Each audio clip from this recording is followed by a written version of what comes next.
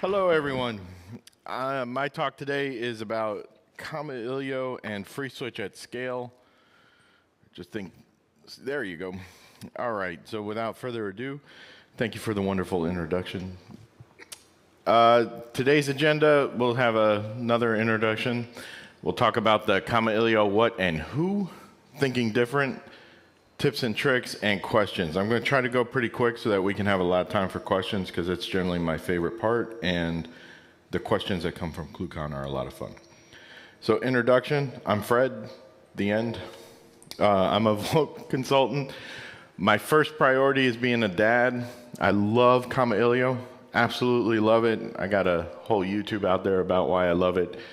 Founded API ban, which is free, so anyone that wants to use it, please use it. It blocks unwanted SIP and now as well HTTP traffic, so it's pretty good for WebRTC nodes and everything like that. And a philosophy I have is always be kind. All right, so what and who is Kamailio? Here's a nice way to say it, Kamailio. Kamailio is the successor of OpenSARE and SARE. It's a very mature project. It's over 20 years old, so it's stable, fast, lean, open source, modular. So it's powerful and lightweight, like me. With Kamailio, you can handle lots of registrations. So, some people think, hey, I don't want my FreeSWITCH to handle more than, let's say, 500 or 1,000 registrations. If you have 4 gigs of RAM, 300,000 registrations on Kamailio isn't unheard of at all. If you want to do a lot of traffic, 5,000 calls per second, again, reasonable. I did a talk at Kamailio World earlier this year, and for my testing, I was doing 3,000 calls per second stateful on Raspberry Pi, and I did that for 5 million calls. So it's fast, powerful, lightweight. Again, like me. So Kamailio, what is it? It's a proxy server, a registrar server, location server, application server, dispatcher, which is like load balancing, and WebSocket server. And it does all that for SIP. Since it concentrates on SIP, it doesn't concentrate on PBX features like voicemail or audio, things like that. It can focus on SIP, and that's what makes it lightweight and powerful. For the who of Kamailio, they're here today. I chose a very recent picture of Daniel because of his hair comment yesterday during the Lunch and Learn. 2 of our co-founders, Daniel and Elena, they're here at ClueCon, and so please seek them out, as well as me if you have any questions. And they're the force behind it. Daniel's the lead developer, and you're going to hear from him today. So let's think different, and that's how you scale. So Jimmy Buffett has a great quote, indecision may or may not be my problem. So the way that you think different is by starting with your design, okay? FreeSWITCH is modular-based. Kamailio is modular-based. The best way to scale is to make your design modular-based. Okay, so stop putting everything on one. Now, it's a lot easier said than done, and generally when I get called in to help people, it's because we've outgrown a solution and need to start making it modular. But your design needs to be modular. You need to think modular. This is an example of a design that I love. So you have different nodes handling user authentication, maybe different nodes doing location services, media servers, another set of nodes that just handle ingress and egress for the PSTN. You have a separate file server where you can have centrally located, sound files to play and things like that. You have a caching server, whether it be Redis or something like that. And you have long-term storage, which would be your favorite database or something like that. To break it down into easier to see colors, which are a little weird looking there, but it should be a beautiful green.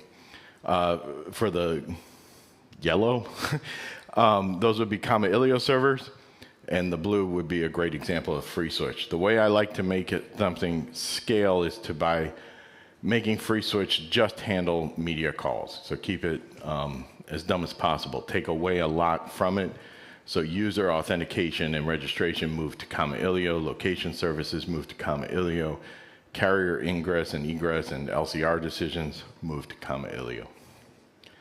So why would you do modular? Enormous benefits. First one is cost efficiency, especially later on and as you grow in the future. Scalability, and that's the whole point here. As you grow, an N+1 design is the only thing that's going to help you scale. You can't scale one server. You can only try to increase load, but you can't scale it. To scale, you need more than one. So scalability, flexibility. If I want to start making different changes, I don't have to impact my entire system.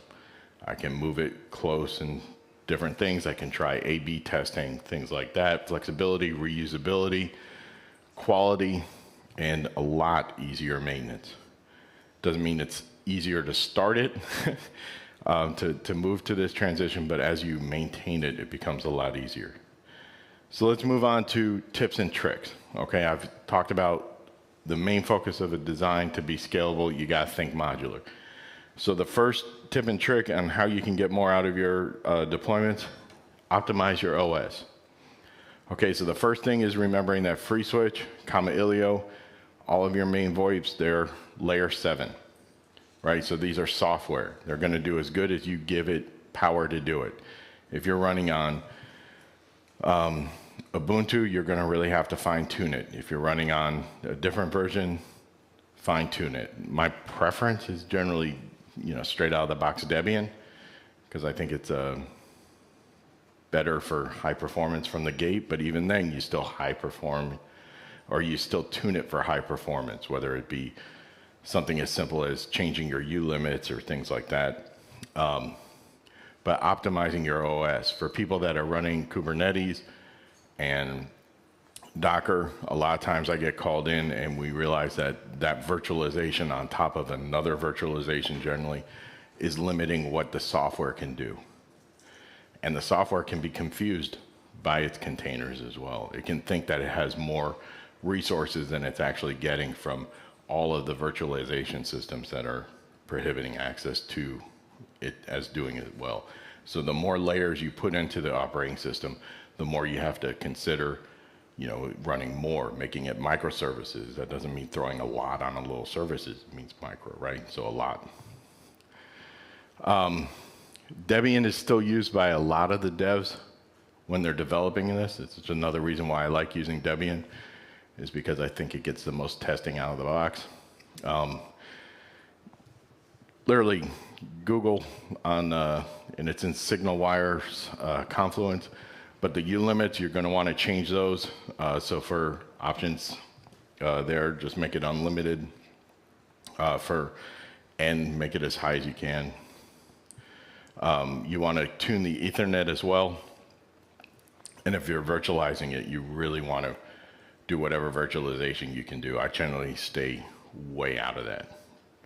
Like I wanted to retire before IPv6 was the thing. So Docker and Kubernetes are just something I'd let your system ops handle. Next tip and trick is to offload. Okay, move your user authentication and registration to Kamailio, for example. Okay, FreeSWITCH can handle users and it can handle authentication. It's great PBX, right? It can handle everything. Doesn't mean it has to. Think Jurassic Park. Just because you can doesn't mean you should, right? So if you want to scale, move user authentication and registration to Kamailio. You're not punishing FreeSWITCH. You're rewarding it by letting it focus on what it can do better than anyone else. Okay, and FreeSWITCH can do great things with the calls itself. It's an amazing B2B UA. I know of no other system, proprietary or open source, that handles Opus better or transcoding. None. So I want to give FreeSWITCH everything it can handle to do those things better than anyone else in the world, and let it do what it doesn't need to do by someone that loves to do it. Kamailio loves to authenticate people. Loves nothing more than to slap it with a 407, It wants to authenticate. It wants to handle location. Let it do it. And it can do it at great scale. Your LCR and your carrier gateways, you can move those to Kamailio or some sort of API decision maker. TLS, TCP, WebSockets. Okay, FreeSWITCH can handle all those, right? Can handle TLS, you want to do TLS. Kamailio is a great bridge, and we learned about that in the Lunch and Learn yesterday. There's different locations that you could do for it, but if I can send everything to FreeSWITCH as UDP, so I have my Kamailio act as my gateway, bridge it from TLS or WebSockets just to UDP SIP for FreeSWITCH, even take away the SRTP and make that just regular RTP, FreeSWITCH can become more performative. So I like to do that. And then presence. Presence can go right to Kamailio. And there's some great tools out there with Kamailio like PUA, JSON, which allows you to use API commands to just update presence as you wish. On FreeSWITCH, one of the biggest tips for improving performance is to reduce logging. By default, FreeSWITCH is a little chatty and quite verbose or verbose, depending on what side of the pond you're on. So reduce the logging when you're in prod. The core I/O is blocking. Logging can be I/O blocking. So you just want to give FreeSWITCH whatever resources you can. So stop wasting resources on logging, debugging information in prod. Debug when you need to. Just do your normal logging. The more conferences you do, the more threads you need. It's just the way it was designed, right? And I love conferences. I love doing conferences, but I like to dedicate certain FreeSWITCHes to tasks so that way I can allocate the resources necessary for that job. So if I'm going to use a lot of conferences, then I'm going to have a dedicated system for that because of the thread use. More Sophia profiles. So the more profiles you use in FreeSWITCH, the more threads become available, and you can do more. And then because it's modular, by default, a lot of modules are loaded. Go into modules.conf.xml and comment out the modules that you don't need. And then that makes FreeSWITCH even more performant. The event handler is one of the greatest things that I think FreeSWITCH offers to us, and it can become your best friend. And when you start using that and abusing it, you can really do amazing things with FreeSWITCH. So the heartbeat, so every 20 seconds that you get from FreeSWITCH, a variety of information, including how many calls per second happened in the last 5 minutes, the CPU that's being used on that system or that's available for that system if you subtract it from 100. All of this is right available to you as needed. And since you're using it as an event viewer or you're viewing that event, you can do triggers on it. And I'll show an example in a second. But you can also handle outside processes such as moving files, CDRs, presence. You don't have to do FreeSWITCH CDR, especially if you're running a lot of different systems. You have to allocate all those together. Instead, you can trigger off an event, again, an event like channel hang up, channel answer, and trigger an event via API, and you can do that asynchronously from the call. So you want to treat usages differently. So you can have dedicated voicemail servers, dedicated conference servers, dedicated transcoding servers, things like that. And I like to keep FreeSWITCH as dumb as possible. So my dial plans tend to be very simple. And then, I have more complex events handling through event. Through my company is called Posner. I work with LED, and on our GitHub we have we forked the main event socket or one of the event socket libraries in Go, and this is an example of just how you can set up a listener for a heartbeat, and then, for example, if your idle CPU is less than 65, trigger something. It's as simple as that. You can do it in a handful of lines of code, and I'm one of the worst programmers you'll ever meet in your life. So right there, that's handling and it's using a Go process within Go, but that will launch or trigger an action based on CPU idling. You could also do something based on calls per second or anything like that. Let's move on to Kamailio. Daniel stole a quote. I forget who the original author is. If he feels like it, he can tell us. But cash equals cash. I love that quote. So cash as much as possible. I did, like I said, if you wanted to look it up, at Kamailio this year I did a whole study on how performant Redis is versus Kamailio's internal caching engine HTable, and the answer was it's pretty darn good. HTable is a little better, especially on high loads, but if you combine the two, it's amazing. And again, your ability to share this and then integrate Redis with FreeSWITCH, you have an incredibly fast and scalable caching engine. Kamailio, again, has its own of HTable. If you're not using HTable, you're doing something wrong. Kamailio can connect to Redis via direct or through API, and you can also use APIs to control Kamailio. And then there's background services that you can then pull off of Kamailio to even make Kamailio more performant by running asynchronously. So Nats is a great example, and what I like to do is look up as much as possible in the initial cache or whatever, add those to X headers that then get sent to FreeSWITCH to handle as it needs. Right, so that FreeSWITCH doesn't even have to look things up. Again, I want FreeSWITCH to be dumb. I want it to get what it needs and just process it. And so if I can save FreeSWITCH just the ability to have to look something up, here it is, it's right listed right there, and then yell at it later on, why didn't you read? That's exactly what I want to do. We talked a little bit in the Lunch and Learn yesterday about Dispatcher. Dispatcher has been solid for over 20 years. And what it allows you to do is it allows you to load different nodes into Kamailio, which you can load via text, database, or even RPC command. And so you can reload, add, and delete these nodes without restarting Kamailio, which normally isn't a big thing, restarting Kamailio, but if you're doing TLS connections, it can be, especially WebSockets. But this allows you to add different nodes.